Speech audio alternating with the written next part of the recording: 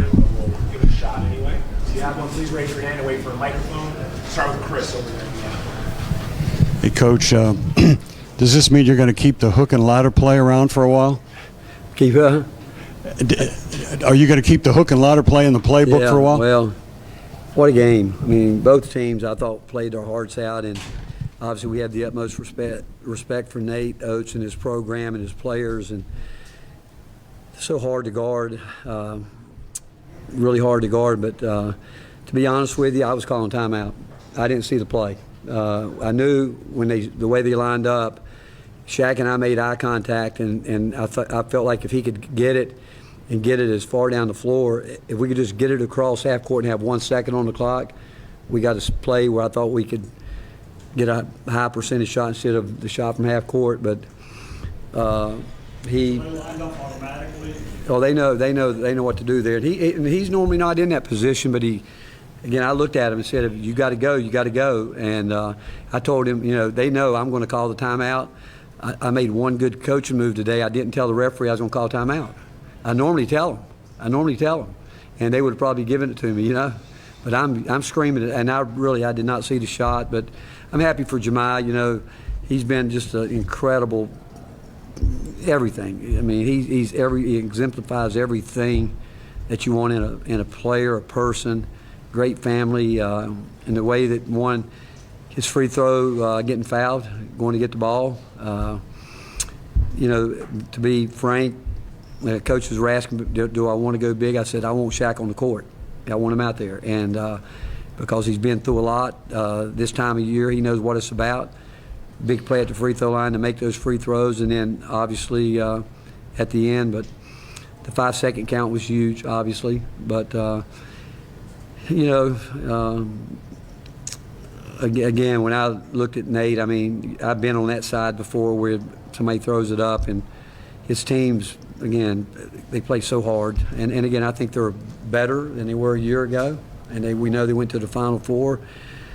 Their offensive rebound is really underrated, and they did a great job there doing that. Our turnovers in the first half gave them, 12 or 14 points, and we keep talking about we need to find a way to clean up 5 possessions a game where we're not just giving those baskets away, but we found a way, and I love this group of guys, and we know we've got to continue to improve. I think every team in the country, if they want to continue to play and be there at the end, got to get better.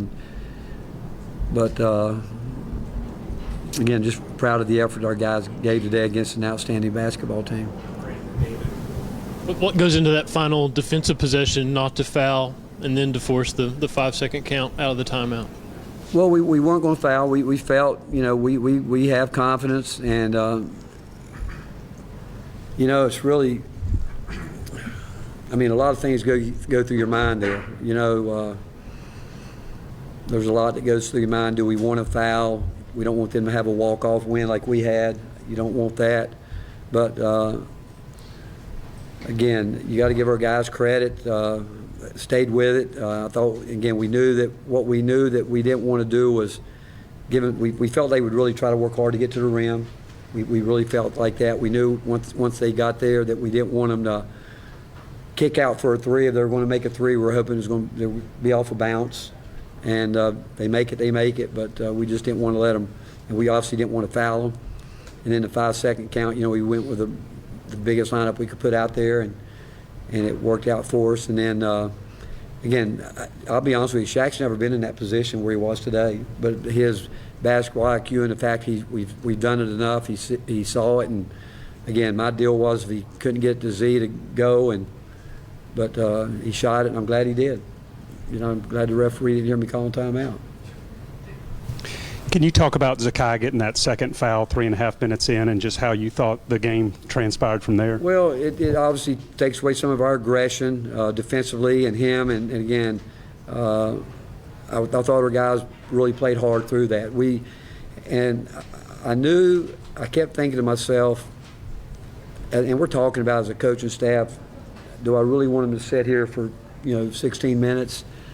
You know what I'm saying? And again, we're talking to the staff. Do we want to, if we can stay within striking distance so he doesn't pick up a third foul? Because it's so hard for him not to be aggressive.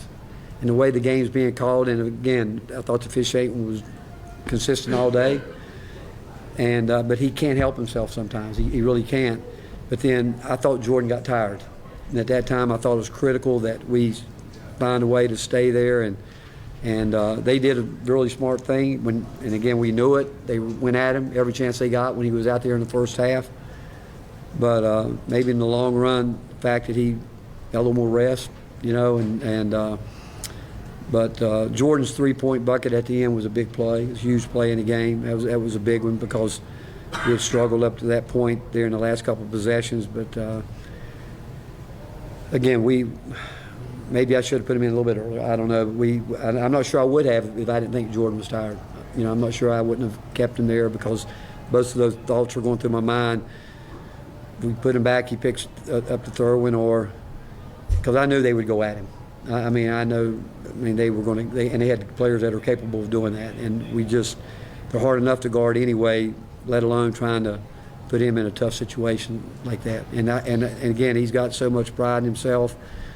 They did it one time, he's not going to let it happen, you know, and I just know how he is, but it worked out.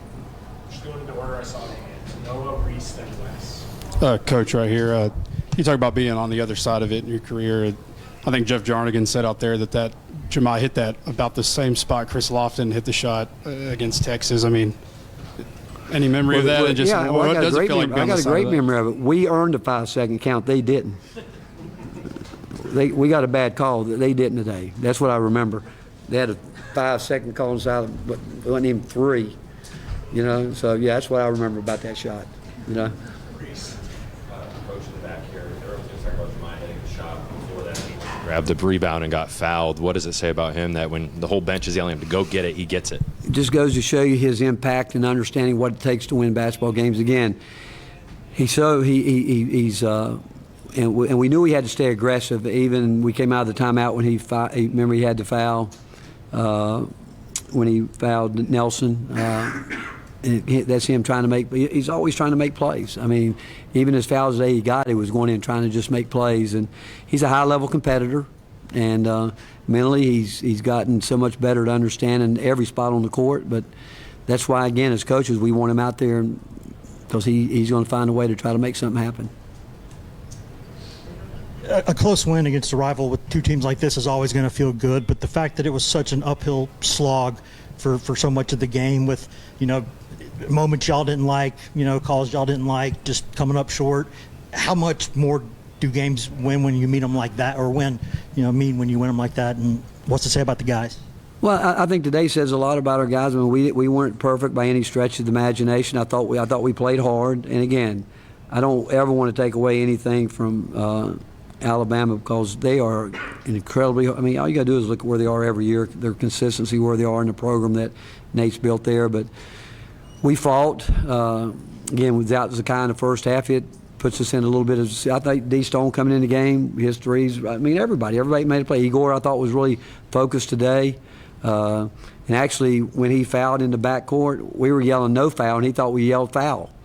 And it just works out sometimes, you know. And but anytime you win against, again, just and our guys have a great deal of respect for Alabama and how hard they are and how well they shoot it. And you know, we know that if you give them a chance to shoot, they're going to. The other night they shot 45, made 24 of them, and we know you got to guard. And even when you guard, they're great at. They're constantly moving, you know, pass, chase it, get it. And go through a game like that, I thought our guys, the prep was good last couple of days, and we knew it would be a hard-fought game, and it was. And, again, the way it ended, I don't, you know, what can I say? It worked out for us today. It all bounced our way today. How significant was what gain he gave you offensively, both running the point and being able to score like he did? I thought Jordan, through a part of the game, he made some really big plays. He did, and he came up huge today. He really did. I mean, you know, Jordan is, and he was having to guard some. I mean, you got to guard those guys. I mean, they were quick. They work hard at getting downhill. They're putting hard fouls on you. You know they can shoot it. where he's improved so much in so many different ways. But when he gets going, that little mid-range game, he loves it. He's good at it. But he at maybe the most critical time, he was at his best today. Rick, just to follow up on the game winner, trying to call the timeout. Looking at the replay, it looks like you're still frustrated with not getting the timeout when the guys are running on the floor. How long do you think? What was the indication that he hit the shot that you didn't see it? How long do you think it took till you knew he hit it? When the crowd went nuts, and I'm looking up and like, don't call timeout. I think I'm right up against it.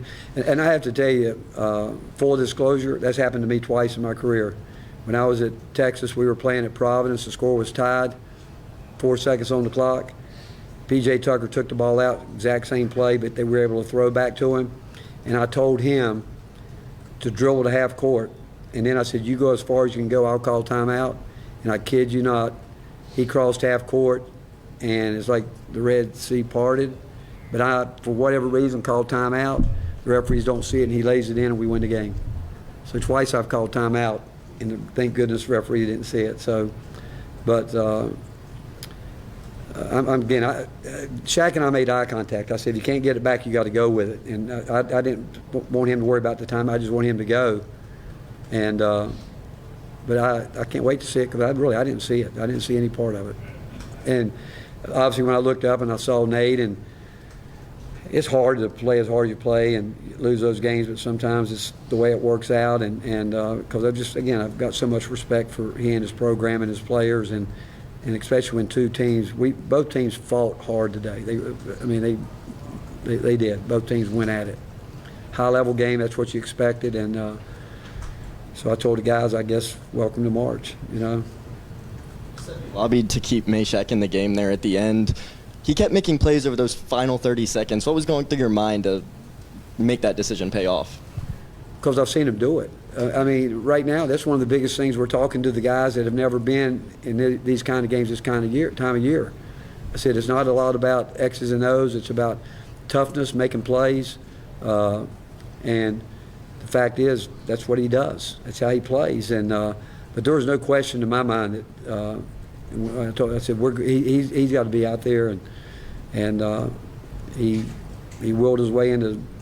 He made the free throws and he made the shot, but again, the 5 second was a big play for us. Rob and then Noah. Coach, just the atmosphere, the environment, the crowd. Can you speak to that today? When I walked out to do the radio show, I said, I really thank God for the blessing of coming to Tennessee and so many people I've met. And I said the first thing I said was, it's great to be a Tennessee Volunteer. And I've been around the game a long time, and actually when I walked off the floor, I told Danny White, I said, there's none better. There's not a better fan base in the entire country, and it's not just in our sport. Here today was electric. It was just the crowd came to their feet, and they stayed in it. And when we were even down, they stayed with it. And but our fan base here, I don't care what you pick a sport, it's just phenomenal. And all I can truly say is I'm thankful that God brought me here and our family, and it's great to be a Tennessee Volunteer. Coach, just go off Ryan's question about Jordan. What to say about his growth, that he was able to affect the game the way he was, and still went, 0 for 2 from 3, but, able to give you what he did? Well, he's become arguably our best driver. And he can score at all 3 levels. We came out when we needed a basket. Honestly, we went to him. He was our first option. When we came out, we got him going downhill, and he got fouled, got it high off the glass. But I think that's probably that probably tells you how we feel about him. The fact that he's worked his way into where we are as confident putting the ball in his hand in any situation, and he's worked so hard to get better defensively, and he's a huge part of this, and he's made some big baskets since he's been here. And today, it's a hard when you have to play Alabama. They're so good in the first 10 seconds, and they're so disciplined. Again, I thought they did a really good job of trying to take advantage of, throwing over tops and fade screens, those type things. And your guards get hit a lot. And that's what even makes it more impressive when you can still stay effective on the offensive end when you've had to play defense as long and as hard as we do. And his conditioning's gotten, that's the biggest difference between him now and where he was a year ago. His conditioning has gone to a whole different level. Anything else? All right, thank you, Coach. Thank you, guys.